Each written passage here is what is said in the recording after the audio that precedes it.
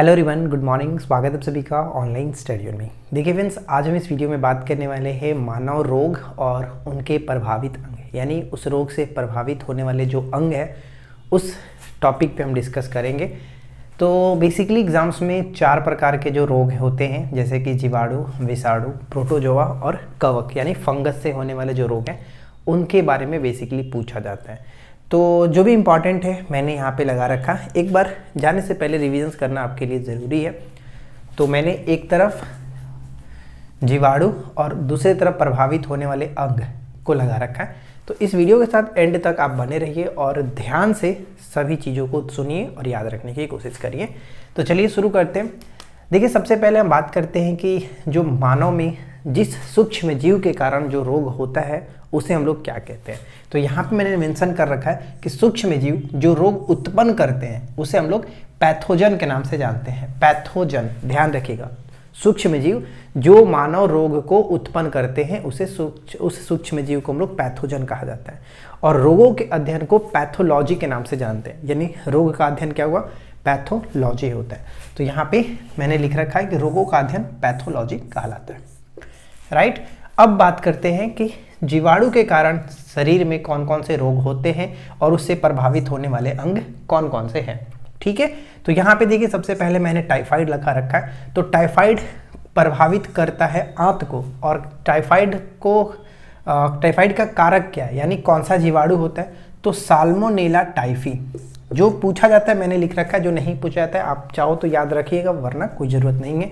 तो कारक टाइफाइड होने का जो जीवाणु है वो साल्मोनेला टाइफी होता है। और इसके लिए टाइफाइड के जांच के लिए कौन सा टेस्ट किया जाता है, तो इसका नाम है विडाल टेस्ट। ये पूछा जाता है, कौन सा टेस्ट, विडाल टेस्ट। या फिर ऐसे घुमा करके पूछा जाता है कि विडाल टेस्ट किस रोग के परीक्षण के लिए किया जाता है, तो टाइफाइड के जांच के लिए विडाल टेस्ट का प्रयोग करते हैं, राइट, ध्यान रखिएगा।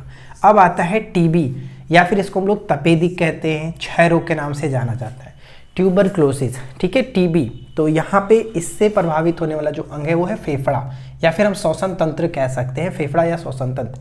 इसको मतलब ये बैक्टीरिया कौन सा है, तो वो आपका माइकोबैक्टीरिया जो होता है वो मतलब उसके कारण, उस जीवाणु के कारण टीबी होता है, माइकोबैक्टीरियम, ये याद रखिएगा। और इसका जो टेस्ट होता है उसका नाम है मोनोटॉक्स। टेस्ट का नाम क्या है, मोनोटॉक्स। विडाल टेस्ट टाइफाइड के लिए करते हैं, मोनोटॉक्स टीबी के जांच के लिए किया जाता है, तो ध्यान रखिएगा। अब उसी तरह से टिटनस होता है, टिटनस इसको एक धनुष टंकार के नाम से भी जाना जाता है, धनुष टंकार। एक प्रश्न हमेशा पूछा जाता था, अभी तो फिलहाल नहीं मिलता, लेकिन पहले देखने को मिलता था कि टिटनस के अंतिम जो अवस्था होती है उसे किस नाम से जाना जाता है, या फिर लॉकजा किस बीमारी का अन्य नाम है, लॉकजा। तो टिटनस की अंतिम जो अवस्था होती है, लास्ट जो स्टेज होता है, उसे हम लोग लॉकजा के नाम से जाते हैं। ठीक है, लॉकजा। और इससे प्रभावित होने वाला जो अंग है वो है तंत्रिका तंत्र। ठीक है, तंत्रिका तंत्र। काली खांसी या फिर कुकुर खांसी, काली खांसी, कुकुर खांसी, इससे प्रभावित होने वाला जो अंग है वो है श्वसन तंत्र। ठीक है, श्वसन तंत्र। डिपिथीरिया, इसे हम एक और नाम से जानते हैं, रोहिणी, डिपिथीरिया या फिर रोहिणी, और इससे प्रभावित होने वाला आपका गला हो जाता है। ठीक है, गला। नेक्स्ट है कुष्ठ रोग तंत्रिका कोशिका इससे प्रभावित होती है। हैजा, कॉलेरा, विब्रियो कैलोरी करके होता है जो जीवाणु, उसको मतलब इसी कारण होता है, विब्रियो कैलोरी करके। हैजा या फिर कॉलेरा, आंत इससे प्रभावित होता है। फ्लेग की बात करें तो रुधिर वाहिनी जो होती हैं वो प्रभावित होती हैं। न्यूमोनिया आपको पता ही होगा, जीवाणु से होने वाले जो रोग, न्यूमोनिया। श्वसन तंत्र या फिर फेफड़ा, दोनों याद रखिएगा, फेफड़ा या श्वसन तंत्र प्रभावित होता है। गोनोरिया याद रखिए, गोनोरिया क्या होता है, जीवाणु से तो होता है, और इसमें मूत्र मार्ग प्रभावित होता है, मूत्र मार्ग में सूजन आ जाता है, और ये आपका गोनोरिया कहलाता है। ठीक है, गोनोरिया मूत्र मार्ग। एक आता है आपका सिफिलिस जो है सीसन, सिफिलिस से सीसन प्रभावित होता है, जीवाणु से होने वाला रोग है सिफिलिस, और इसमें सीसन में घाव हो जाता है। तो ये कुछ इंपॉर्टेंट चीज़ें थी, जीवाणु से होने वाले जो रोग मैंने आपके सामने रखा, इंपॉर्टेंट वाले। बाकी और भी कुछ होते हैं तो उतना याद रखने की जरूरत नहीं है, लेकिन यहाँ पे मैंने सब कुछ मेंशन किया जो आपको पेपर के लिए इंपॉर्टेंट है। ठीक है, तो जीवाणु और उससे प्रभावित होने वाले अंगों को याद रखिएगा, पूछ लिया जाए डायरेक्ट। लॉकजा क्या है, तो लॉकजा टिटनस का अंतिम अवस्था है। विडाल टेस्ट किसके परीक्षण के लिए किया जाता है, टाइफाइड के परीक्षण के लिए किया जाता है। टाइफाइड कौन से जीवाणु के कारण होता है, तो साल्मोनेला टाइफी के कारण होता है। विब्रियो कैलोरी के कारण कौन सा रोग होता है? तो हैजा या फिर कॉलेरा कहेंगे, ये याद रखिए। अब आते हैं हम लोग विषाणु। और एक चीज़ ध्यान रखिएगा कि जीवाणु की खोज किसने की थी? जीवाणु की खोज ल्यूमेनहॉक ने किया था, ठीक है, ल्यूमेनहॉक, राइट। अब यहाँ पे बात करते हैं विषाणु। तो विषाणु देखिए, विषाणु की खोज सबसे पहले टोबैको मोज़ेविक जो वायरस है उसकी खोज की गई थी किसके द्वारा? इवान वस्की के द्वारा, ठीक है, इवान वस्की के द्वारा। और विषाणु जो होते हैं सजीव और निर्जीव के बीच के कड़ी माने जाते हैं। ये सब कथन में आपसे पूछा जा सकता है। विषाणु जो होते हैं सजीव और निर्जीव के बीच की कड़ी माने जाते हैं, ये याद रखिए। अब यहाँ पे देखिए विषाणु और उससे होने वाले जो प्रभावित अंग है वो मैंने लिख रखा है। तो डेंगू या फिर इसे हम लोग पीत ज्वर के नाम से भी जानते हैं, डेंगू, पीत ज्वर, और इससे प्रभावित होने वाला अंग यकृत हो जाएगा। चिकनगुनिया जो होता है ये भी आपका यहाँ पे हो जाएगा, यकृत प्रभावित होता है। खासरा, इससे भी यकृत प्रभावित होता है। गलसुआ, ठीक है, गलसुआ, लार ग्रंथि, लाइफ में एक बार जरूर होता है लार ग्रंथि।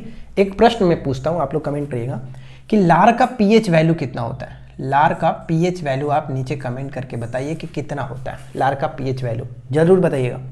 अब उसके बाद आता है आप रुबेला, याद रखिए, रुबेला जो होता है वो भी वायरस के कारण ही होने वाला रोग है। चेचक, जो जिससे त्वचा प्रभावित होता है। एक होता है छोटी माता, ठीक है, छोटी माता भी तो वो भी त्वचा ही प्रभावित करता है। लेकिन चेचक में क्या होता है कि वेरियोला वायरस के कारण होता है, जबकि छोटी माता वेरिसेला वायरस के कारण होता है। तो ये दोनों में फर्क है, दोनों याद रखिएगा। सिर्फ चेचक कहे, चेचक में क्या होता है कि अस्थाई जो दाग होते हैं ना, स्थायी निशान बन जाते हैं, जबकि छोटी माता में क्या होता है कि वेरिसेला वायरस के कारण होता है और उसमें स्थायी निशान नहीं बनते। नेक्स्ट है पीलिया। पीलिया या फिर हेपेटाइटिस जो है वो आपका यकृत हो जाएगा। पीलिया, हेपेटाइटिस, यकृत। पोलियो की बात करते तो तंत्रिका तंत्र होता है, पोलियो से प्रभावित तंत्रिका तंत्र। और पोलियो दिवस कब मनाते हैं ये भी कमेंट करके बताइए। दिवस, पोलियो दिवस प्रत्येक वर्ष कब मनाते हैं, ठीक है, उसी दिन यूएनओ डे भी मनाया जाता है, तो आप कमेंट करिएगा। इन्फ्लुएंजा जो होता है वो भी आपका वायरस से होने वाला और इससे श्वसन तंत्र प्रभावित होता है। रेबीज या फिर इसको हाइड्रोफोबिया, रेबीज जो है कुत्ते के काटने से, और इससे हाइड्रोफोबिया होता है और ये आपका तंत्रिका तंत्र प्रभावित हो जाता है। एड्स जो कि रोग प्रतिरोधक क्षमता कमज़ोर कर देता है। इसमें एड्स में क्या होता है कि रोग प्रतिरोधक क्षमता जो हमारे शरीर में होता है ना, रोगों से लड़ने की जो ताकत होती है, क्षमता होती है, वो कमज़ोर हो जाती है एड्स, ठीक है। प्रत्येक वर्ष एड्स जो है वो आपका 1 दिसंबर को मनाते हैं। नेक्स्ट आपका है मेनिंजाइटिस। मेनिंजाइटिस ये आपका मस्तिष्क को प्रभावित करता है, मस्तिष्क में सूजन आ जाता है जिसे हम लोग मेनिंजाइटिस के नाम से जानते हैं। हार्पिज, त्वचा प्रभावित होता है। और कोविड-19 के बारे में क्या ही कहा जाए, ये अभी हाल ही में बवाल मचा के रखा हुआ था, सभी को पता है। तो कोविड-19 प्रभावित किसको करता है ये पूछाएगा, गला और फेफड़ा को प्रभावित करता है।